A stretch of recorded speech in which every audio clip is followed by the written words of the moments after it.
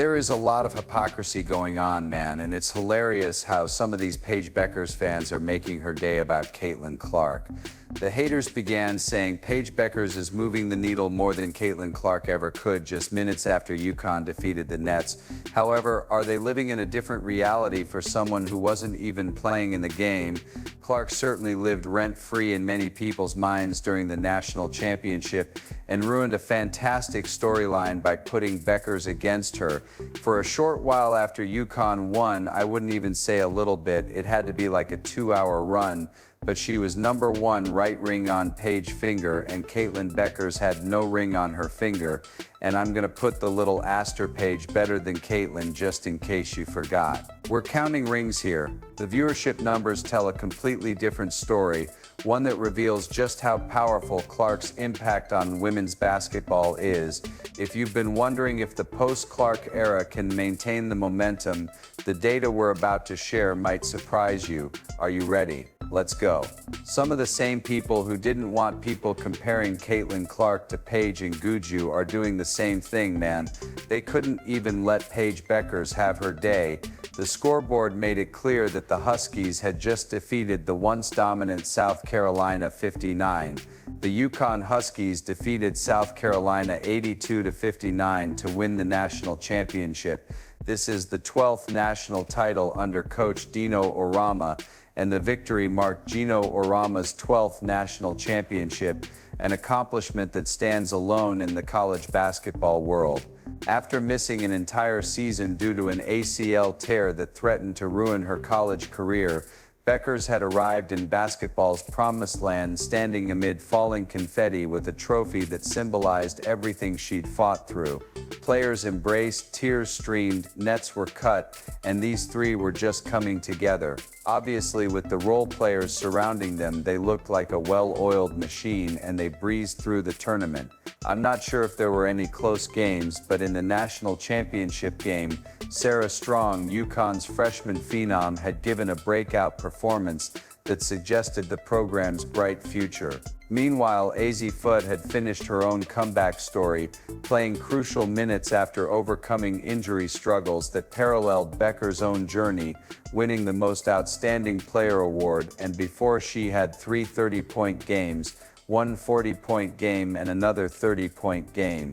Paige finished the game with 17 points, but she also finished third in the NCAA tournament in terms of points scored, so she finished with 477 points. Caitlin Clark currently holds the record with 492 points in 17 games played, followed by Shamika Hollisclaw, who has 479 points in 22 games played, and Paige, who finished with 477 points in 22 games played, so she's third on that list. She is in great company and had a great tournament, but while champagne bottles were still being uncorked in the locker room, something ugly was happening online. The celebration had just started when social media timelines filled with a completely different narrative that wasn't about celebrating the Huskies, but instead of using it as fuel for a fabricated rivalry, former NBA player Ethan Thomas posted one of the first shots saying, "So when I asked why Paige Beckers doesn't get the fawning over like Caitlin Clark, many responded that she just wasn't as good and not a generational talent. Now that she won a championship, something Caitlin didn't do,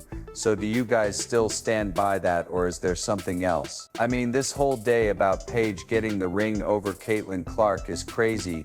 Paige going out in a way that Caitlin couldn't. A national champion is the thing that separates their legendaries, so let's effing go. Referendum on Caitlin Clark instead of talking about Beckers' leadership during the tournament, or her surgical dismantling of South Carolina's defense. Commentators and fans hurried to use her achievement as evidence in the ongoing debate about who should receive more attention, praise, and recognition. They made it all about Caitlin, bro. Paige Beckers has more rings than Caitlin Clark. Hey man, this is crazy work.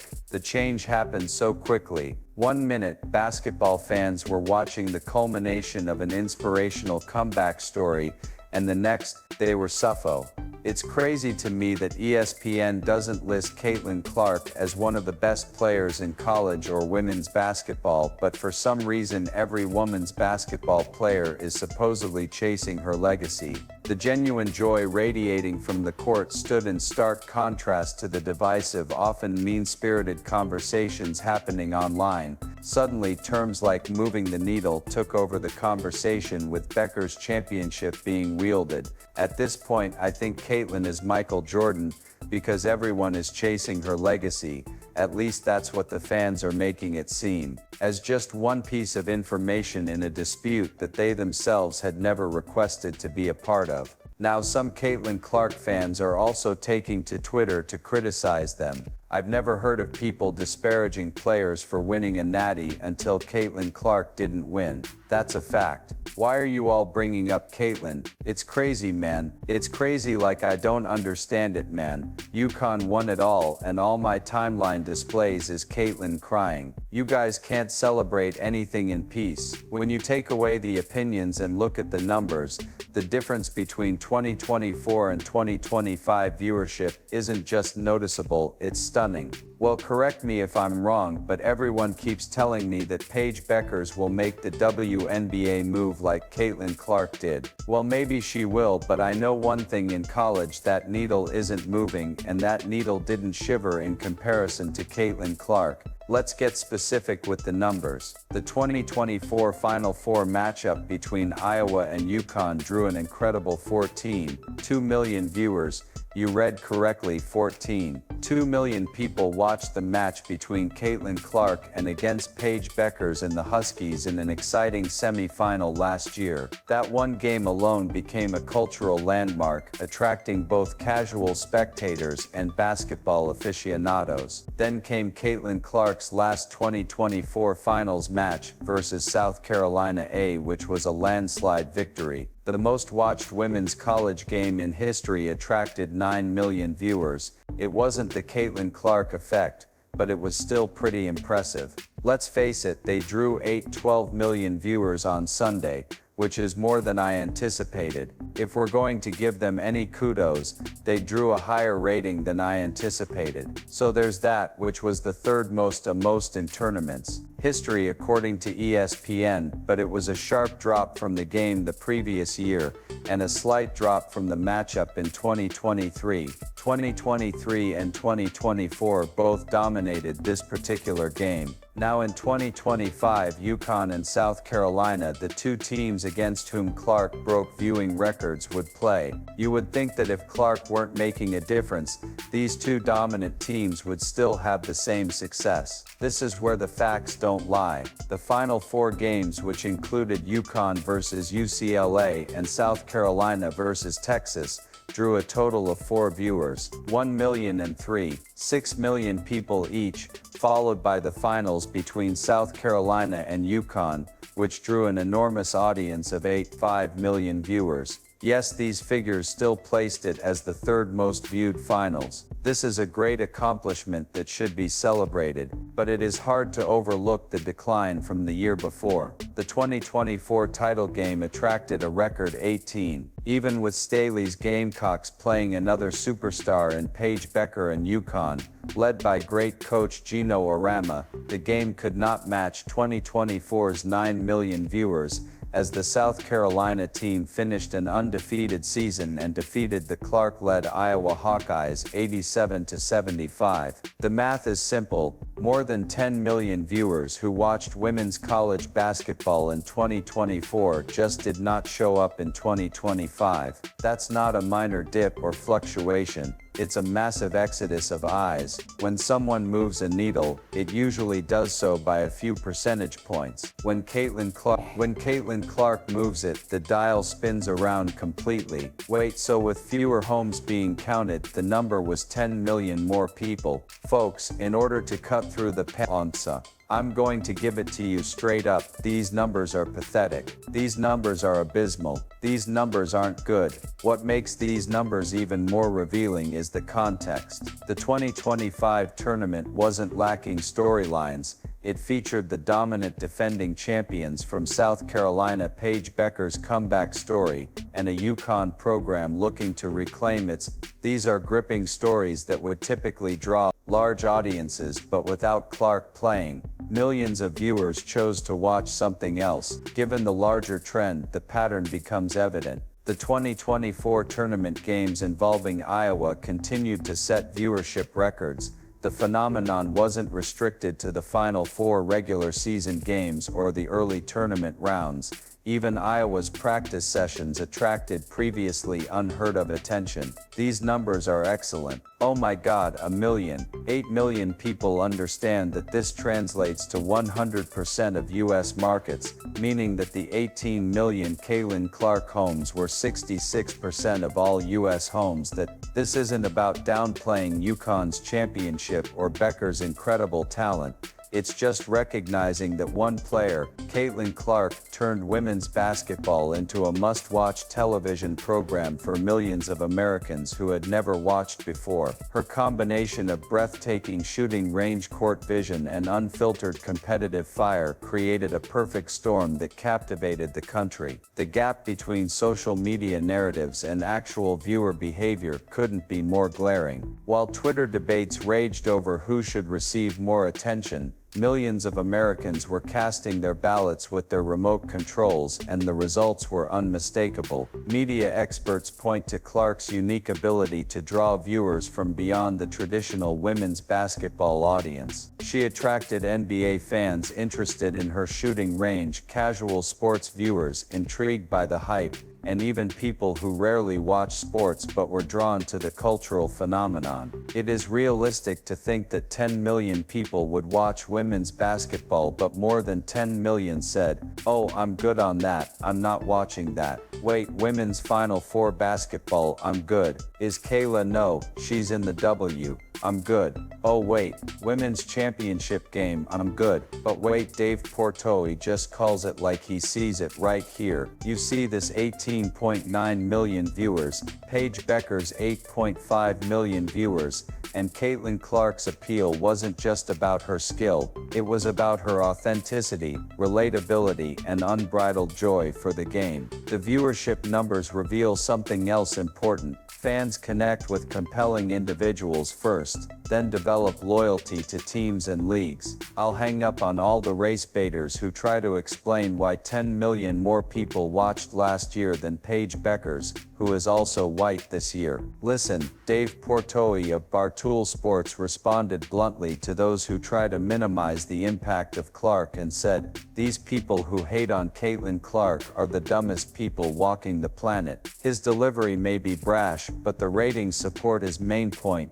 which is that two generational talents actually respect each other more than their own fans do. What's really strange though is that during a broadcast appearance, Caitlin Clark didn't engage in the rivalry that social media insists on fostering. Instead, she offered sincere praise for Becker's poise and maturity, and her ability to score on all three levels. We all know she's going #1 in the draft. What are the things that you see when you watch Paige play and you see that she is obviously going to take to the WNBA and it will translate instantly? And what are the things that you know that it takes you a couple games to get used to? I believe that her poise is something you need coming into the W. It hits you so quickly, like you're moving to a new city, trying to understand new teammates, and you have a new coach while you're trying to live up to all these expectations. I believe that one of the best things about her game is simply her poise and maturity, and nothing ever seems to faze her.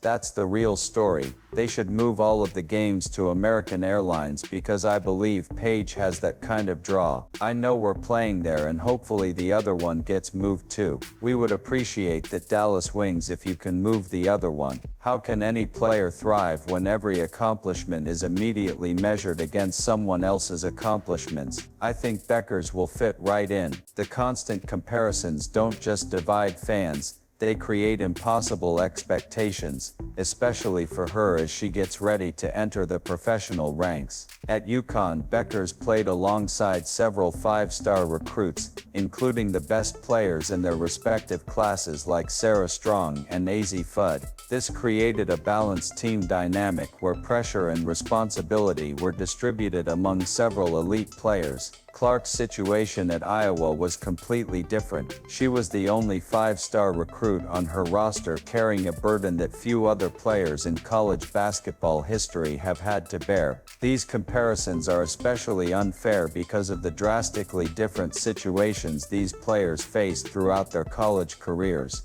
Looking beyond their obvious talent, their supporting cast tell a completely different story. This isn't just about wins and losses, it's about realizing that greatness can take many different forms depending on the situation. The 2020 recruiting class that brought both Clark and Beckers to college also included other talented players like Cameron Brink, Camila Carlos, and yes, Angel Reed. Each of these players has carved out their own unique path to success, using Beckers' championship as some sort of conclusive proof that she's better than Clark reduces complex careers to a single binary outcome. Even basketball legends recognize this nuance. Lisa Leslie's viewpoint supports the idea that a player's legacy isn't determined only by championship rings. Individual impact, statistical excellence, leadership, and how a player alters the game all contribute to a more thorough assessment of greatness. Curious if you believe that winning an NCAA championship is necessary for that ultimate greatest of all time conversation. No, I didn't win an NCAA championship. I was National Player of the Year and I won all of the individual awards. However, sometimes you know that it's really difficult to win a national championship, no matter how much people say you must have it. It's one of the most difficult things to do in a tournament where you have a lot of games and you're trying to get there. So yes, a shout out to all of the players who were able to win national championships, but it doesn't make a player who didn't win a national championship any less of an incredible individual player and the possibility of being a GOAT. Certainly both Clark and Beckers have already cemented their places in women's basketball history with this more sophisticated measure. Instead of celebrating the collective growth of women's basketball, to which both athletes have made significant contributions, this approach creates needless division and forces fans to choose sides in a conflict that the players themselves aren't even engaged in. We must realize that when one player eats, we all eat. And as we all get more opportunities, it just opens it up for everyone else. I believe Caitlin has said that even herself in some interviews, and I love that. She's not the player who thinks it's all about her. She's showing love and respect to those of us who came before her. She shares the wealth with her teammates, and she doesn't have to do that. So I don't understand what the big deal is about the fact that Caitlin is receiving a lot of love. She deserves it, and she's helped change the game. We're seeing the emergence of multiple superstars, each with their own strengths, stories, and playing styles. What if we, instead of arguing over who's better, imagine if we took the time to appreciate how fortunate we are to watch both of these extraordinary talents develop their games at the same time. Listen, she's a trash talker, she's a competitor, she makes players. When Beckers enters the WNBA, the constant comparisons to Clark create a no-win situation. If she struggles at first, critics will immediately declare her overhyped. If she succeeds, the comparisons to Clark will only intensify, making it nearly impossible for her achievements to stand on their own merit. She is exciting to watch, and honestly, I've missed seeing her play. I look forward to seeing her again, but as I do with all the WNBA players, I feel like I'm missing seeing her. The WNBA is at a pivotal moment in its history, with Caitlin Clark already making waves, and Paige Beckers set to join the league. We're witnessing just the beginning of a new era. Add up-and-coming talent, like Juju Watkins, Hannah Hidalgo, and Lauren Betts, and the future of women's basketball couldn't be brighter. So listen, Caitlin, I'm so grateful for her. I'm thankful for all of these women, and where this game is. We must take a step back and see the big picture, and how it's affecting all of us. Instead of creating rivalries, let's celebrate how this unprecedented talent wave is changing women's basketball forever. The real win isn't elevating one player above another, rather it's celebrating this golden generation that is changing the game forever. Let us know how excited you are in the comments. Like, subscribe, and turn on all. Players aren't fighting for a single spotlight, instead they're expanding the entire stage. Alerts to ensure you don't miss anything.